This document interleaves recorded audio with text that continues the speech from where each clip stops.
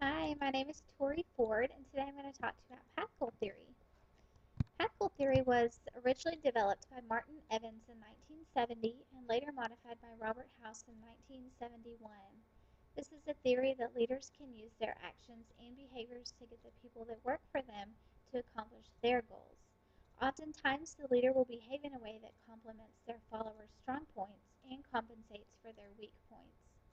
Pathful theory explains that it is the leader's job to assist followers in attaining their goals and to provide the necessary direction and/or support to ensure that their goals are compatible with the overall objectives of the group or the organization. Leaders make paths that encourage and support their followers in achieving their goals. Leaders must provide information and the resources necessary to make things clearer and easier to reach their goals.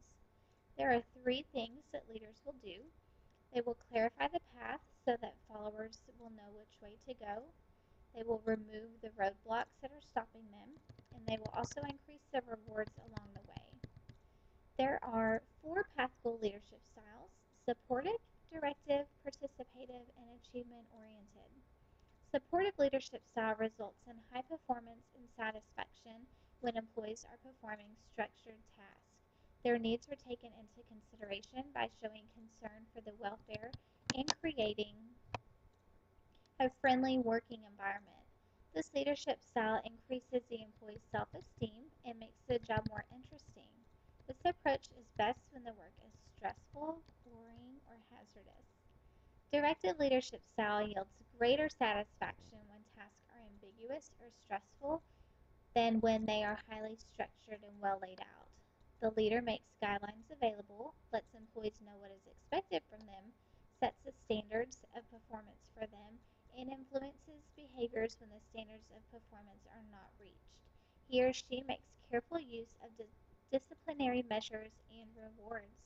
This leadership may be used when work is unstructured and complex, and also if the employee is inexperienced. Participative leadership style is talking to employees and taking their ideas into account when making decisions and taking actions. Information is shared in a group like setting. This approach is best when employees are experts and their advice is not only expected but also needed as well. Achievement-oriented leadership style is when the leader sets goals that are both challenging and encouraging for employees to reach their best performance levels. High standards are demonstrated and expected. The leader believes that their employees are mature and responsible enough to reach their goals even if they are challenging. Path goal theory impacts both the leaders and followers. This theory states that the leader should help followers attain their goals and give support to ensure that the goals help the group as a whole. Effective leaders clarify the followers' paths to their goals and make the journey easier by reducing roadblocks. With that being said, path goal theory clearly affects both the leader and followers because it is up to the leader to make sure the followers are doing their job, and it's the followers' job to get the job done. According to the upenn.edu, path goal theory is a dyadic theory of supervision. It is important because the theory concerns relationships between legally chosen managers and assistants in their day-to-day working. It is also concerned with how managers affect the motivation and satisfaction of their employees. Motivation is vital to any business, whether it's small or big, because motivating employees will surely help any business achieve its goal. Path goal is important to us as students. Our professors are considered our leaders, and when we attend and participate in their classes, that allows us to work towards our goal of obtaining a college education. Path goal helps us as managers and employees tremendously. We can learn so much from those that have authority, and it is our job as managers and employees to pass those lessons along to those that report to us. In doing so, that helps everyone reach their own personal and career goals.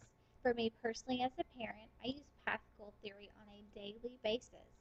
Think about it. My husband and I are the ones who have taught our 2-year-old daughter basically everything that she knows, from feeding herself to her ABCs.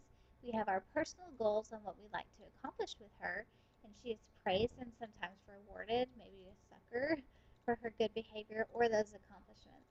We demonstrate good manners and behavior around the house, and so she picks up on that and applies that to her own behavior. Practical theory is an extremely valuable model that, as the name clearly states, is used as a tool to help a leader select the correct style or path in their leadership to achieve a particular goal.